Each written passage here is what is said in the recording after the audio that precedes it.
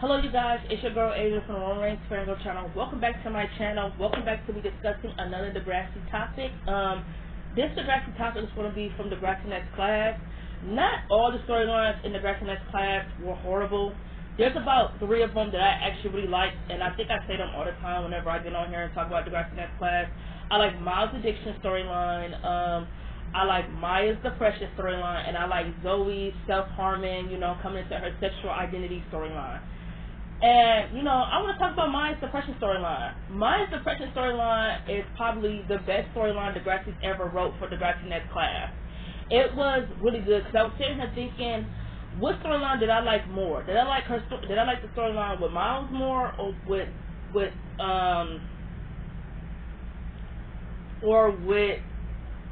Maya more? And I liked the storyline with Maya a ton more. I don't know, maybe it's because it was just a little bit darker, and it just felt like Miles and Maya's storylines just felt like these are storylines we were missing for seasons like 10 through 14 a little bit. Because like I said, you had the storyline with Cam, which was definitely something that was needed. But after that storyline, they was just chilling, laid back a little bit, and most of the storylines for 13 or 14 was like relationship shit. It wasn't really anything dramatic, and I feel like that's what we were missing for Degrassi. Like the earlier seasons, they had dramatic storylines, and it's like, why did that just stop all of a sudden? Because like I said, season 12, you had the Cam storyline, you had Maya grieving about it. Season 13, you had Adam's death, you had, Zoe getting sexually assaulted, so they had some stuff that was still dark and wanted to connect with the audience, but not a lot, for real. And I feel like Maya's depression storyline, it was just something different because it wasn't just depression, she was like obsessed with death. Like, Olivia really did her big one. She really came for real. And I feel like at this point, Olivia and Eric, who played Miles, they were definitely the best 2 actors on the show after everyone else left.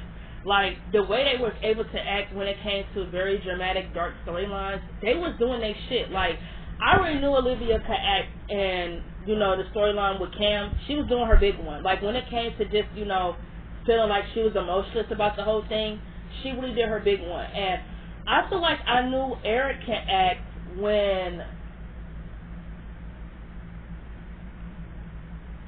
I feel like a lot of people are going to say they knew that he could act when it came to his addiction storyline in the Degrassi Next Class. To me, I feel like I knew he could act when, in season 13, an episode called No Surprises, when he found out his dad was having an affair.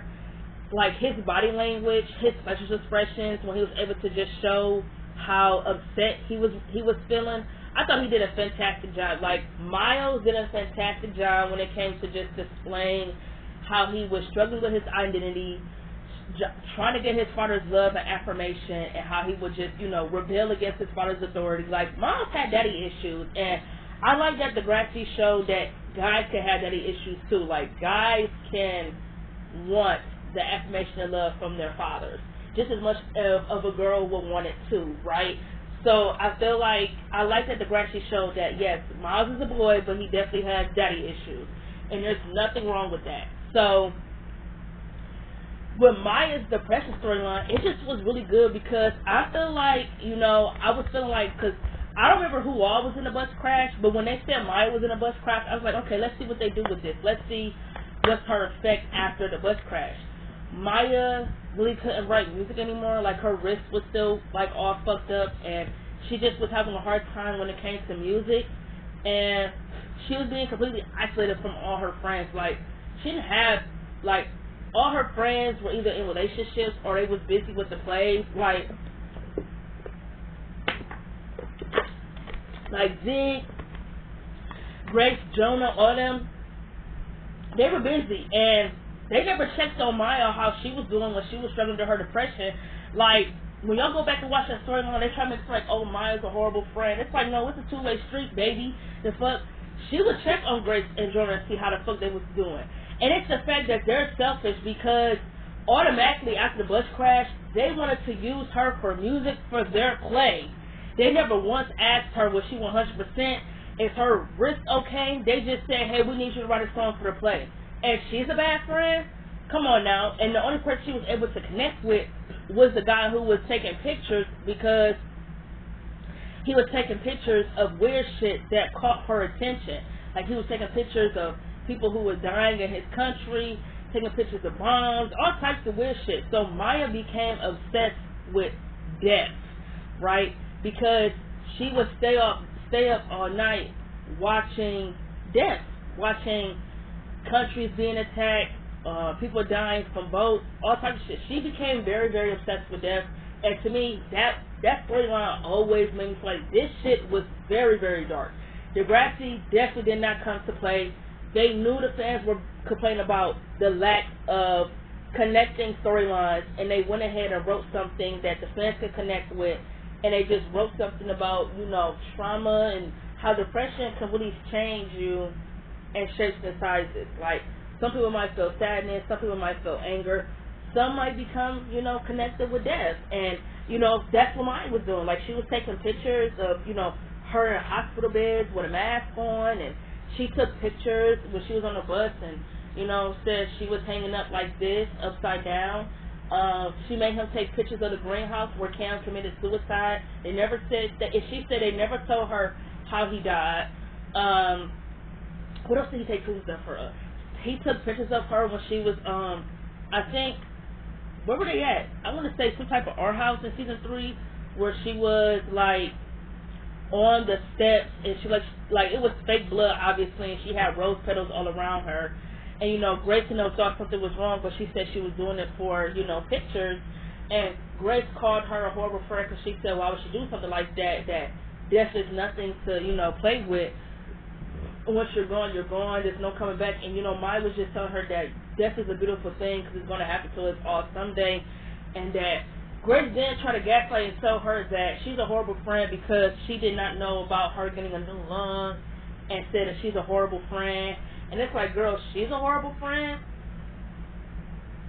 You're a horrible friend because you never once asked how was your friend doing. Automatically, you was willing to use her for her fucking musical talent. So, bitch, get the fuck out of here. Mine was just very numb. Like, even the way she talked and the way she dressed, it was completely different than her happy-go-lucky self, because Maya wore very bright clothes. She wore bright clothes. And then once the bus crash happened and she became obsessed with death, she wore a lot of black clothes, for real. Like, she definitely felt numb. She definitely was numb. Like, she told Miles that she was numb. And I think it was a comment when Miles asked her, what is he supposed to do with him and Tristan's situation? And she said, I don't know, maybe she said, you could kill yourself. And he laughed and was like, you became dark. And she said, so was the whole world. And she walked away. And it's like, wow, I could just kill myself? That's kind of blunt and, very, very dark. She had 2 amazing acting scenes with her mother when she broke her mom's mirror, where her mom was trying to tell her, don't trust your thoughts when you're depressed and things like that. Like, the way she just felt, the way she was speaking in her depression storyline was something I really, really enjoyed. Like, she became less joyful. Like, even the way she spoke, it was very, monotone, nonchalant, numbness. And, the other scene with her mother, when she just said she just couldn't do it anymore and go to school, plaster on a fucking smiling face and act like I'm okay when I'm not. I just think there's something wrong with me. Like, you want the old Maya back, you want the one who could do music and go to school and hang out with her friends, but I'm not there anymore. That Maya has died. There's something seriously wrong with me and I need help. And, all the connections to Maya and Cam are definitely some of the greatest shit they ever done on the show. Like, to know that storyline is still there, to know that Cam's death fucked Maya up, it's some of the greatest writing ever. And I've always felt like, yes, they show Maya in therapy after the Cam situation, but had it been nice, had it been more consistent, absolutely. I feel like Maya's storyline in season 3 is definitely the best storyline the Degrassi Next Class ever wrote. They did their big one. Like, they actually wrote a good storyline for that season. Because I feel like that season only had 2 good storylines I actually liked, and it was Maya's depression and the whole storyline with Miles and Lola. You feel me? I feel like that season is the best season for the Degrassi Next Class, and Maya's storyline really, she did her big one. Like, she did not come to play. and I like that. And Olivia, for that acting, she better have gotten a raise because she was showing Jake Epstein type skills. The fuck? I got something on my fucking finger. Like, she came that season and acted her ass off like Jake Epstein. The fuck? She must have went and watched some acting skills from the other generation, because that's what she was doing. She was pulling Jake Epstein type acting. Like, because we all know Jake Epstein is the best actor on Degrassi. If y'all don't, I know. The fuck? Who a better actor than him in Degrassi history? Who? Who would y'all pick? Because if y'all had to say who was an actor in Degrassi who always acted their ass off when they had dramatic storylines, they never hit a miss, they never left no crumbs, I'm saying Jake Epstein. Craig always did his big one when it came to dramatic storylines. Period. There was never ever a moment when he had a dramatic storyline that he didn't act his ass off. He acted his ass off. He came in season 2 and showed niggas, it's time to up y'all game up. I'm here to stay, my niggas. He came in season 2 and definitely left a mark, because he is the greatest male actor in Degrassi history. Period. They have other good actors too, but he is the number one. I just want to come in here and talk about my storyline from Degrassi Next Class. I just feel like it was the best storyline they wrote for Degrassi Next Class, and she definitely did an amazing job acting and showcasing her pain after the bus crash, and I loved everything. It felt real. If you're someone who struggled with depression like myself, you could definitely connect where she was coming from. And I just felt like, everybody was being horrible to her. Like, no one ever reached out and asked her how she was doing. People always just wanted favors from her. None of her old friends ever reached out and asked her how she was doing. They all isolated her, casted her out, and yet they called her a shitty friend. Yeah, okay. But as always, it's nice talking to y'all. Catch you guys in my next review.